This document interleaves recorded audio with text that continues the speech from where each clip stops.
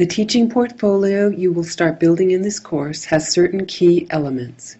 You will be able to personalize your ePortfolio, but for now we will set up the required sections. The first is a home page where you can set the tone by introducing yourself, giving some background information, and letting visitors know what they can expect to find in your ePortfolio. One main page should be about your professional goals. These goals will no doubt evolve as you progress in your career, but that's okay because it's easy to edit and update your ePortfolio site as needed. Another main page is your philosophies section. You may have multiple philosophies to include on this page: your teaching or curriculum philosophy, your philosophy on discipline and guidance, your philosophy on parent involvement, and any other related personal philosophies and beliefs. Like your goals page, these may change with time, but this gives you viewers a good idea of who you are and how you approach the profession of teaching. After these three main pages, home, goals, and philosophies, there are two pages that have subpages: the Personal Information and Accomplishments page and the Idaho Teacher Standards page. The Personal Information and Accomplishments page has 7 subpages. These are resume references, awards, advocacy experiences, diplomas and transcripts, certificates and licenses, training and workshops, and class syllabi. You won't have information to fill all of these pages by the end of this course, but this will be the place to showcase your accomplishments in the future. What you can include on these 7 subpages under Personal Information and Accomplishments can be found in the Teacher ePortfolio demo site or in the ePortfolio Guidelines map. The second main page with subpages is the Idaho Teacher Standards page. It has subpages where you can demonstrate your competency in each of the 10 standards. For each of the standards pages, you will be selecting evidence of your learning for that standard from all of the work you collect.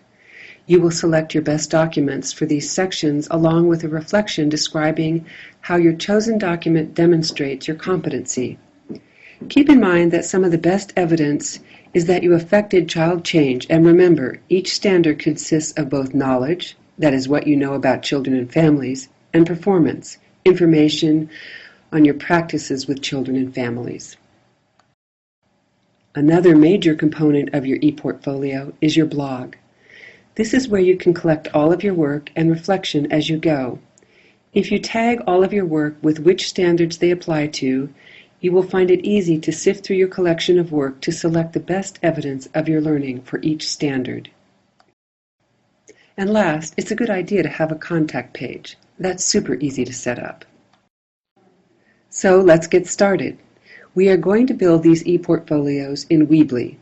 Weebly is free and easy to use, and best of all, you will be able to keep this ePortfolio and add to it for as long as you like. So go to Weebly.com and sign up for a free account. Once you have signed up, you will come to a page called My Sites. Click on the Add Site button to create your ePortfolio site. You can call this simply Professional Teaching ePortfolio, or you can add your name to the beginning of it and call it something like Jane Brown's Teaching Portfolio. You can edit the name later if you decide to change. Choose Education for the type of site and Teacher for the category. This is where you will decide the web address for your portfolio. This cannot be changed as easily as the name, so you want to figure out something that sounds professional and probably includes some form of your name. Weebly will let you know if the address is already taken. You can ignore the other 2 options, register a new domain or use a domain you already own. Just click Continue to get into your new site and start setting things up. Weebly will automatically put you into a home page with a default theme. The first thing you will want to do is choose a theme. To do this, click on the blue Design tab at the very top. You can explore different themes by clicking on the ones that interest you. But for now, you might want to start with the same theme as the ePortfolio demo so that it's easy to follow along. This is the way the ePortfolio demo theme looks before you customize it with your own images. Once you have selected the theme, it is time to add all of the pages. To do this, click on the blue Page tab at the top, just to the right of Design.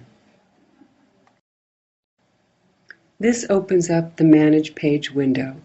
By default, you already have a home page. Click on the orange Add Page button to add another page. A new page appears, and you can name the new page by typing the name you want into the page name text box. Call this second page on your list Goals, and then click the Add Page button again. This will save the Goals title, and now you can title this third page Philosophies. Click Add Page again. And name it Personal Information and Accomplishments. Click Add Page again and name it Idaho Teacher Standards. Next, instead of clicking on Add Page, click on Add Blog. And in the Name window, give it the name Reflections on Teaching Blog. Click Add Page once again and call this page Contact. Next, we are going to make the subpages for the Personal Information and Accomplishments section. Click on Add Page and name the new page Resume/References. This new page, Resume/References, will automatically go to the bottom of the list, but it is easy to rearrange pages in Weebly. Simply drag the page up the list and pull it a little bit to the right so that it is indented under Personal Information and Accomplishments. You can add all of the subpages in the same way by clicking on Add Page, giving the page a name such as Awards, and then dragging the page up and a little to the right.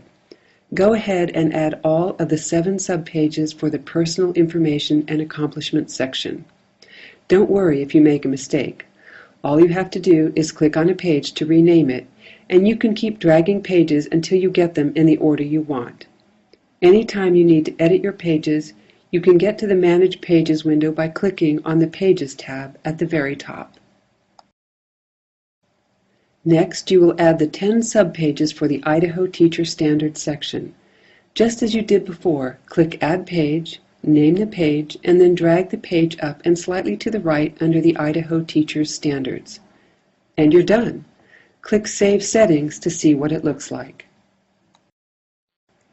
Test out your site to see if all of the pages are showing up as expected. If not, just click the Pages tab at the very top and go back to the Manage Pages window to keep adding, rearranging, or renaming. Congratulations! You've just finished setting up the basics for your new professional teaching ePortfolio. Next, you will learn how to personalize your site with photos and text and use your blog to start collecting your work.